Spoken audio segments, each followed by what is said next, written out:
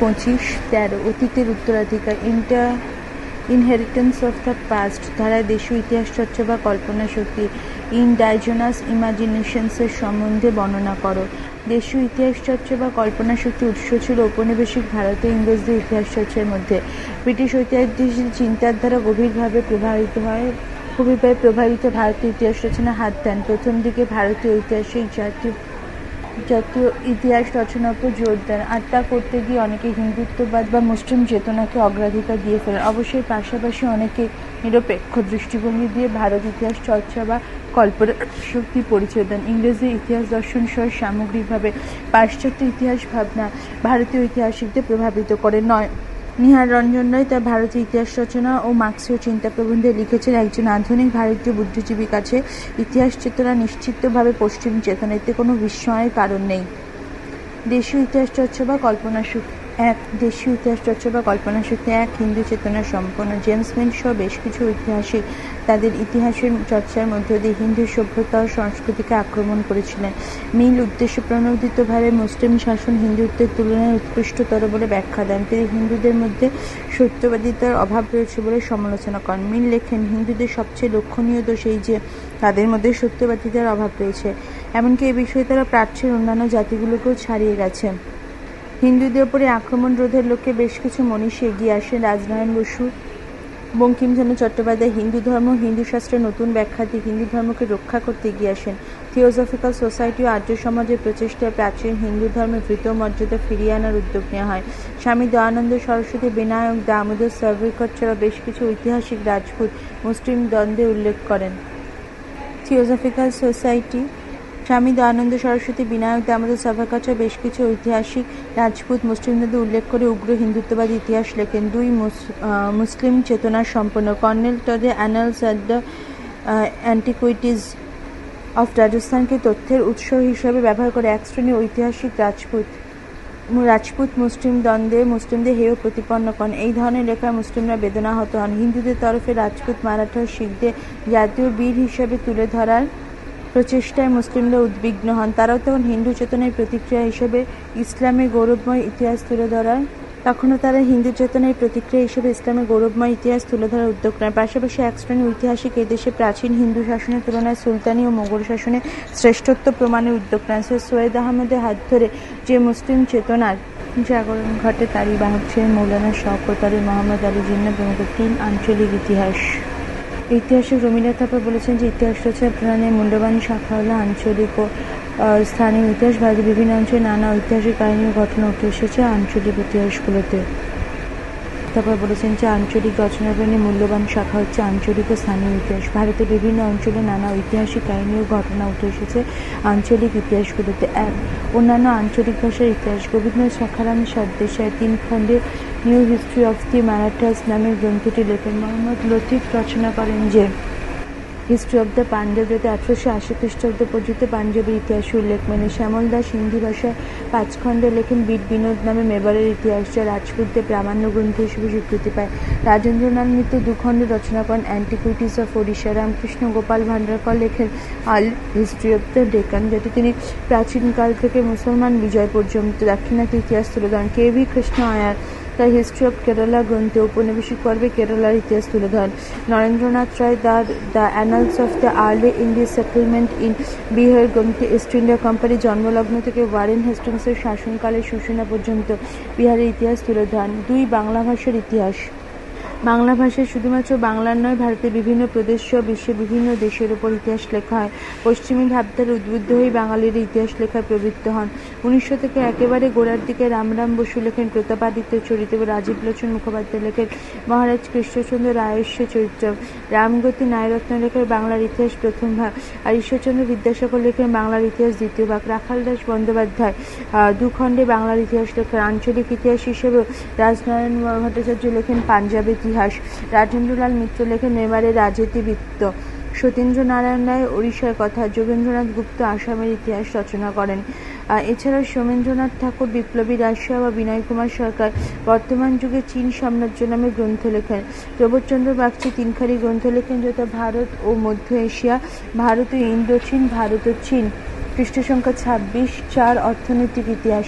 ব্রিটিশদের নিদারুণ আর্থিক শোষণ এবং সাম্রাজ্যবাদী অর্থনীতির প্রতিবাদ হিসেবে অর্থনীতির উপর কয়েকটি গ্রন্থ রচিত হয়। ভারতবাসীর অর্থনৈতিক অবস্থার প্রতি ব্রিটিশদের উদাসীনতাকে দায়ী করে দাদাভাই Naoroji poverty and un-British rule in India গ্রন্থটি রচনা করেন। এই গ্রন্থে তিনি ভারতের নিদারুণ দারিদ্র্যের জন্য ব্রিটিশ শাসনকে দায়ী করেন। এতে তিনি দেখাতে চেষ্টা করেন কীভাবে ব্রিটিশ আর্থিক শাসন ভারতে ব্যবসা বাণিজ্য শিল্পকে ধ্বংস করে দিয়েছিল। নওরোজি তার নির্গমন তত্ত্বে ড্রেইন থিওরি পেশ করে ভারতের দারিদ্র্যের জন্য ব্রিটিশ কর্তৃক ভারতের সম্পদ নিষ্কাশনকে দায়ী করেন। এই গ্রন্থটিতে 19 শতকে ভারতীয় অর্থনীতির বহু তথ্য স্থান পায়। রমেশচন্দ্র দত্ত তার 2 খণ্ডে রচিত ইকোনমিক হিস্ট্রি অফ ইন্ডিয়া এই গ্রন্থে তিনি ভারতের নিদারুণ দারিদ্র্যের জন্য ব্রিটিশ শাসনকে দায়ী করেন। এতে তিনি দেখাতে চেষ্টা করেন কীভাবে ব্রিটিশদের আর্থিক শাসন ভারতে ব্যবসা বাণিজ্য এবং শিল্পকে ধ্বংস করে দিয়েছিল। নওরোজি তার নির্গমন তত্ত্ব ড্রেইন থিওরি পেশ করে ভারতের দারিদ্র্যের জন্য ব্রিটিশ কর্তৃক ভারতের সম্পদ নিষ্কাশনকে দায়ী করেন। এই গ্রন্থটিতে 19 শতকে ভারতীয় অর্থনীতির বহু তথ্য স্থান পায়। রমেশচন্দ্র দত্ত তার 2 খণ্ডে রচিত ইকোনমিক হিস্ট্রি অফ ইন্ডিয়া গ্রন্থে ব্রিটিশ অর্থনীতির শোষণমূলক দিকটি তুলে ধরেন। তিনি দাবি জানিয়ে বলেন, ভারতের দারিদ্র্যের মূল কারণ অনুসন্ধান করতে হবে তার ভূমি সমস্যার মতো। এই আর্থিক ইতিহাস ভাবনাকে অনুসরণ করে পরবর্তীকালে ঔপনিবেশিক অর্থনীতির সমালোচনা করেন মহাদেব গোবিন্দ রানাডে, অমলেশ ত্রিপাঠী, নরেন্দ্রকৃষ্ণ সিংহ, গোপালকৃষ্ণ গোখলে, জি.ভি. যোশী, কে.টি. তেলাং প্রমুখ। 5. জাতীয়তাবাদী ইতিহাস। ব্রিটিশ সাম্রাজ্যবাদী শাসকেরা ভারতীয়দের জাতিগতভাবে নিকৃষ্ট বলে মনে করেন। শাসক ব্রিটিশদের কাছে শাসিত ভারতীয়রা ছিল ঘৃণ্য ও করুণার পাত্র। ভারতীয়দের প্রতি ব্রিটিশের এহেন আচরণ ও মনোভাবের প্রতিবাদ হিসেবে জাতীয়তাবাদী ইতিহাস রচনা শুরু হয়। ব্রিটিশের ঔপনিবেশিক শাসনের বিরুদ্ধে স্বাধীনতা সংগ্রামে উদ্বুদ্ধ করার লক্ষ্যেও জাতীয়তাবাদী ইতিহাস রচনা শুরু হয়। ভারতের অতীত গৌরবকে পুনরায় তুলে ধরে এই ধরনের ইতিহাস লেখা শুরু হয়। ভারতীয় সংস্কৃতি ও সভ্যতার উৎকর্ষ তুলে ধরে রমেশচন্দ্র দত্ত 3 খণ্ডে লেখেন সিভিলাইজেশন ইন এনশিয়েন্ট ইন্ডিয়া গ্রন্থটি। জাতিগর্বে গর্বিত কে.পি. জয়সওয়াল হিন্দু পলিটি লিখে দেখানোর চেষ্টা করেন যে প্রাচীন ভারতে শুধু যে সাংবিধানিক সরকার চালু ছিল তাই নয়, ভোটের মাধ্যমে অনুদান মঞ্জুর এবং রাজসিংহাসন থেকে জনগণকে সম্বোধন সহ সমগ্র সংসদীয় ব্যবস্থা চালু ছিল। রাধাকুমুদ মুখার্জি তার ফান্ডামেন্টাল ইউনিটি অফ ইন্ডিয়া গ্রন্থে উল্লেখ করেছেন, সর্বভারতীয় সাম্রাজ্যের আদর্শ, ধর্মীয় ঐক্য, আধ্যাত্মিকতাবাদ, ভারতীয় জাতীয়তাবাদের ভিত্তি রচনা করেন। এছাড়া জাতীয় ইতিহাস গ্রন্থগুলির মধ্যে উল্লেখযোগ্য শশীভূষণ চৌধুরী রচিত civil disturbance during British rule in India, doctor Rameshchandra Majumdar রচিত history and cultural of the Indian people প্রভৃতি। 6. সামাজিক ইতিহাস। ঔপনিবেশিক শাসনের সামাজিক দিক থেকে ভারতীয়রা কোনো রকম সুযোগ সুবিধা পেতেন না। ব্রিটিশদের ধারণায় বিভিন্ন কুসংস্কার ও দুর্বল সামাজিক রীতিনীতির দরুন ভারতীয়রা ছিল অধঃপতিত জাতি। রবীন্দ্রনাথ ঠাকুর সমাজকে সভ্যতার নিরিখে বিচার করে বলেন, ইউরোপের ইতিহাস রাষ্ট্রকেন্দ্রিক হলো, ভারতের ইতিহাস সমাজকেন্দ্রিক। তিনি বলেন, আমাদের দেশের সমাজ যদি পঙ্গু হয় তাহলে আমাদের দেশের সামনে সংকট উপস্থিত হবে। ঐতিহ্যবাহী ভারতীয় সমাজ ভাবনায় উদ্বুদ্ধ Ranade religious and social reforms, Shivdas Shastri, Ramtanu Lahiri তৎকালীন বঙ্গ সমাজ, Pradip Sinha 19th century Bengal, aspects of social history, Salahuddin Ahmed, social ideas and social change in Bengal, Nagendranath Basu, বাংলার জাতীয় ইতিহাস, দুর্গাদাস সান্যাল, বাংলার সামাজিক ইতিহাস, শিবেন্দ্রনারায়ণ শাস্ত্রী, বাংলার পারিবারিক ইতিহাস, ভূপেন্দ্রনাথ দত্ত সমাজ পদ্ধতি প্রভৃতি গ্রন্থ রচনা করেন। 7. সাংস্কৃতিক ইতিহাস। সুপ্রাচীন সনাতন ভারতীয় সাংস্কৃতিক ইতিহাসকে ব্রিটিশ কালিমালিপ্ত ও নস্যাৎ করে দিতে চলে ভারতীয়রা পূর্ণ উদ্যমে অতীত সংস্কৃতি পুনর্লিখন শুরু করেন। আচার্য ক্ষিতিমোহন সেন ভারতীয় মধ্যযুগের সাধনার ধারা ও ভারতের সংস্কৃতি লিখে সমন্বয়বাদী ভারতীয় সাংস্কৃতিক ঐতিহ্যের পুনঃপ্রতিষ্ঠা ঘটান। প্রমথনাথ মুখার্জি ইতিহাস ও অভিব্যক্তি গ্রন্থটি রচনার মাধ্যমে সনাতন ভারতের ধর্ম, দর্শন ও সংস্কৃতিকে নতুনভাবে তুলে ধরেন ও বিশ্বের বিভিন্ন দেশের সংস্কৃতির সঙ্গে ভারতীয় সংস্কৃতির তুলনামূলক আলোচনা করেন। সুকুমার সেন বাংলা ও বাঙালি গ্রন্থে প্রাচীন বাংলার সমাজ ও সংস্কৃতির পরিচয় তুলে ধরেন। সতীশচন্দ্র মিত্রের যশোর খুলনার ইতিহাস, নিখিলনাথ রায়ের মুর্শিদাবাদের ইতিহাস, আনন্দনাথ রায়ের ফরিদপুরের ইতিহাস, বিজয়চন্দ্র মজুমদার ঢাকার ইতিহাস, অচ্যুতচরণ চৌধুরীর শ্রীহট্টের ইতিহাস, ঢাকার অচ্যুত চৌধুরীর শ্রীহট্টের ইতিহাস, কৈলাসচন্দ্র সিংহ ত্রিপুরার ইতিবৃত্ত প্রভৃতি গ্রন্থে আঞ্চলিক সমাজচিত্র ধরা পড়ে। উপসংহার। অতীতের উত্তরাধিকার ধারায় দেশীয় ইতিহাস চর্চা বা কল্পনা শক্তিকে প্রভাবিত করছে পশ্চিমী ভাবধারা। পশ্চিমী প্রাচ্যত তত্ত্ববিদগণ এদেশের সমাজ, সভ্যতা, সংস্কৃতির উপর আঘাত হানলে শাসিত ভারতীয় জাতিকে বিশ্বের দরবারে অপদস্থ করতে চাইলে শিক্ষিত বুদ্ধিজীবীগণ দেশীয় ইতিহাস রচনায় প্রবণিত হন। নৈতিকতা, প্রগতিবাদ, স্বাদেশিকতা, দেশীয় ঐতিহ্যতারী চিন্তাভাবনাকে আলোড়িত করেছিল। ইতিহাস রচনাটা দ্বিতীয় ঐতিহাসিকগণ একদিকে যেমন ভারতীয় শ্রেষ্ঠত্ব প্রমাণ করতে চেয়েছিলেন, অন্যদিকে তেমন ব্রিটিশ অপশাসনের বিরুদ্ধে স্বদেশবাসীকে সচেতন করে তুলতে চেয়েছিলেন। রবীন্দ্রনাথ তাই বলেছেন যে ভারত ইতিহাসের মূল সুর হল ঐক্য ও সমন্বয়। প্রশ্ন 14, পেশাদারী শাখা হিসেবে ইতিহাসের গুরুত্ব লেখো। ঐতিহাসিক E.H. কারের ধারণায় ইতিহাস থেকে যে সমস্ত সাধারণ সূত্র গড়ে ওঠে সেগুলো মানুষের খুব কাজে লাগে। আসলে ইতিহাস মানুষকে অতীত জানতে সাহায্য করে থাকে। তাই বলা হয় যে ইতিহাস হচ্ছে মানবজাতির অতীত কর্মকাণ্ডের কালানুক্রমিক ও ধারাবাহিক লিখিত বিবরণ। প্রাচীন গ্রিক ইতিহাসবিদ থুকিডিডিস ইতিহাসের গুরুত্ব প্রসঙ্গে বলেছেন যে অতীতকালে যা ঘটেছে তার সঠিক জ্ঞান ভবিষ্যতে প্রয়োজন আসবে, কারণ মানুষের কর্মকাণ্ডের সম্ভাব্যতার নিরিখে ভবিষ্যতে একই ধরনের ঘটনা পুনরায় সংঘটিত হবে। ইতিহাসের গুরুত্ব, ঐতিহাসিকদের মত। ঐতিহাসিক এডওয়ার্ড হ্যালেট কার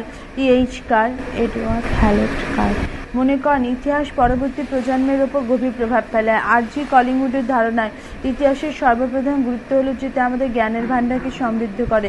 সিসেরো লিখেছেন, জন্মের আগে পৃথিবী কেমন ছিল তা জানতে হলে ইতিহাস পাঠ অপরিহার্য, তা না হলে মানুষকে চিরকাল শিশু হয়ে থাকতে হবে। ফ্রান্সিস বেকনের ধারণায় ঐতিহাসিকরা ইতিহাসের মধ্য দিয়ে মানুষকে জ্ঞানী করে তোলেন। গুরুত্ব, পেশাদারী শাখা হিসাবে ইতিহাসে বেশ কিছু গুরুত্ব রয়েছে। এক, অতীতের ধারণা দানে। R.G. কলিংউড তার দ্য আইডিয়া অফ হিস্ট্রি গ্রন্থে লিখেছেন যে ঐতিহাসিকের মস্তিষ্ক থেকে অতীতের যে ছবি বেরিয়ে আসে তা হলো ইতিহাস।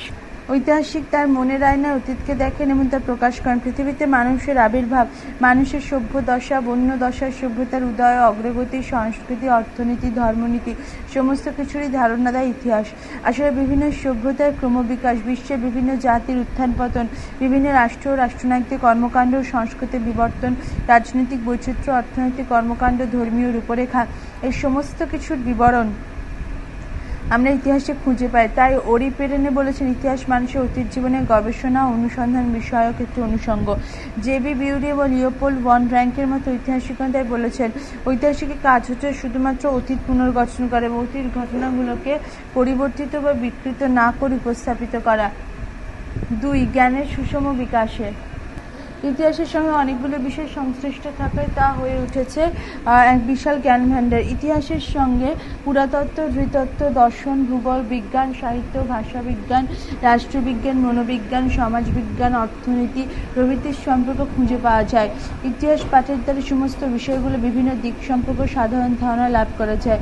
জ্ঞানের একটি শাখারূপে ইতিহাস জ্ঞানের অন্যান্য শাখার সঙ্গে সম্পৃক্ত থেকে জ্ঞানের ভাণ্ডারে পরিণত হয়।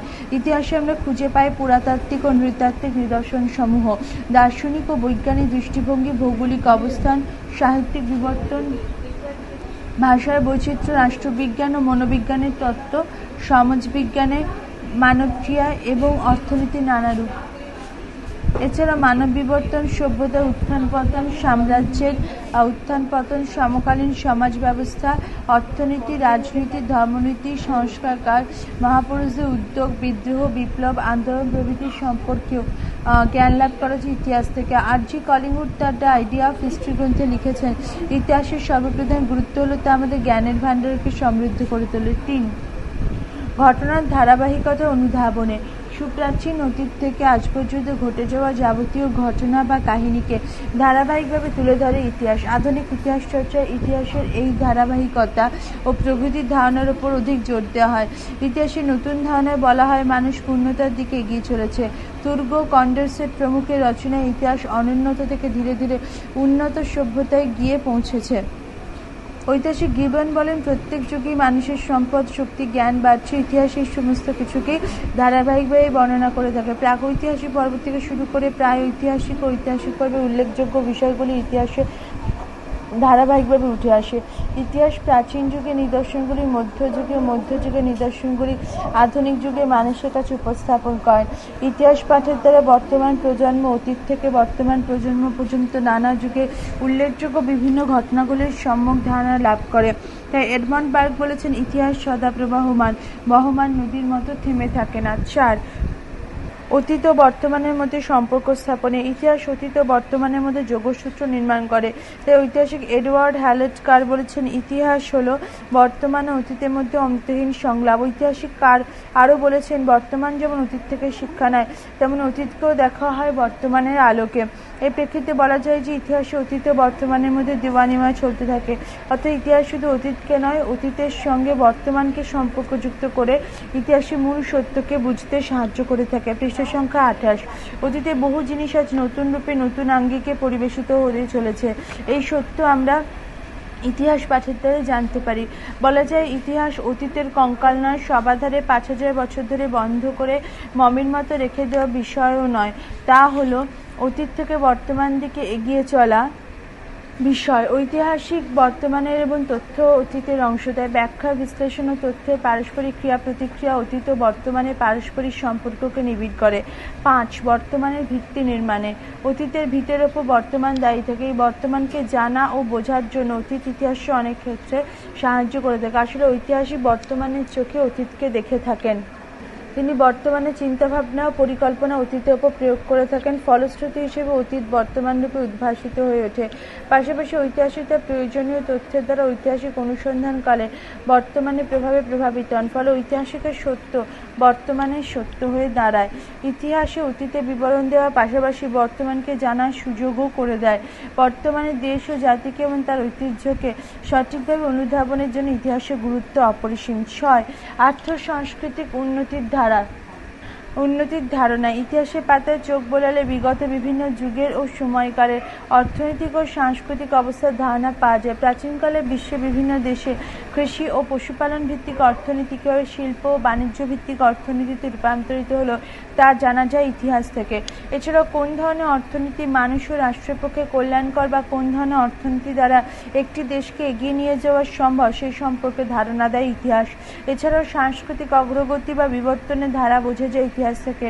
আসলে অতীতের সংস্কৃতির উপরেই একটি দেশের বা জাতির বর্তমান সংস্কৃতি নির্ভরশীল। অতীত সংস্কৃতি প্রেক্ষাপটে বর্তমান সংস্কৃতিকে অনুধাবনের জন্য ইতিহাসের গুরুত্ব রয়েছে। 7. সঠিক তথ্য নিরূপণে সভ্যতায় মানুষের অবদানের বিভিন্ন দিকগুলো তুলে ধরতে গিয়ে ইতিহাস সঠিক ও নির্ভরযোগ্য তথ্যকে অধিক গুরুত্ব সহকারে উপস্থাপিত করে। অপরদিকে ভুল বা বিভ্রান্তিকর তথ্যগুলোকে যতটা বেশি সম্ভব বাদ দিয়ে চলার চেষ্টা করে। আজকে যে বিষয়টি ইতিহাসে সঠিক বলে মনে হয়, ইতিহাসে আগামী দিনে নতুন নতুন তথ্য প্রমাণ আবিষ্কারের ফলে সেগুলোকে আবার সঠিক বলে মনে নাও হতে পারে। নতুন নতুন সঠিক তথ্যের দ্বারা প্রচলিত তথ্যকে পরিবর্ধন, সংশোধন এবং বর্জন করে নতুন সর্বজনগ্রাহ্য সঠিক তথ্য উপস্থাপনা করে ইতিহাস। ফলে ইতিহাসের ক্ষেত্রে আমরা সহজেই সঠিক সত্যটি নিরূপণ করতে পারি। 8.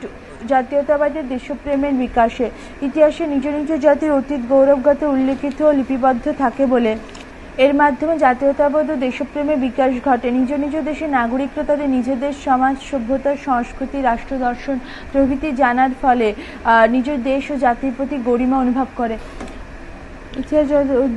ইতিহাস থেকে বিভিন্ন দেশে জাতীয়তাবাদী আন্দোলনের স্বরূপ উন্মোচিত হয়।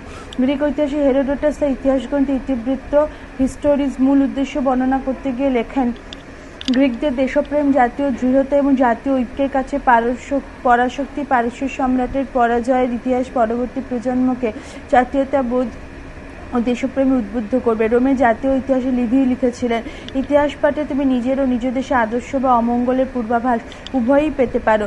স্পেনের বিরুদ্ধে ওলন্দাজদের স্বাধীনতা আন্দোলন, ইংল্যান্ডের বিরুদ্ধে আমেরিকার স্বাধীনতা যুদ্ধ, ইংল্যান্ডের বিরুদ্ধে ভারতের স্বাধীনতা লাভের সংগ্রাম প্রভৃতি সম্পর্কে ইতিহাস থেকে জ্ঞান লাভ করি। উপসংহার: মানব সভ্যতার বিকাশে ইতিহাসের গুরুত্ব অপরিসীম। মানব সমাজের ধারাবাহিক বিবর্তন, সমাজ, ধর্ম, রাজনীতি, অর্থনীতি, সংস্কৃতি প্রভৃতির সম্পর্কে সার্বিক জ্ঞান লাভের জন্য ইতিহাস পাঠ অত্যন্ত জরুরি। এই জন্য উইনস্টন চার্চিল বলেছেন, তুমি সুদূর অতীতে ফিরে তাকাতে পারলে সুদূর ভবিষ্যতেও তাকাতে পারবে।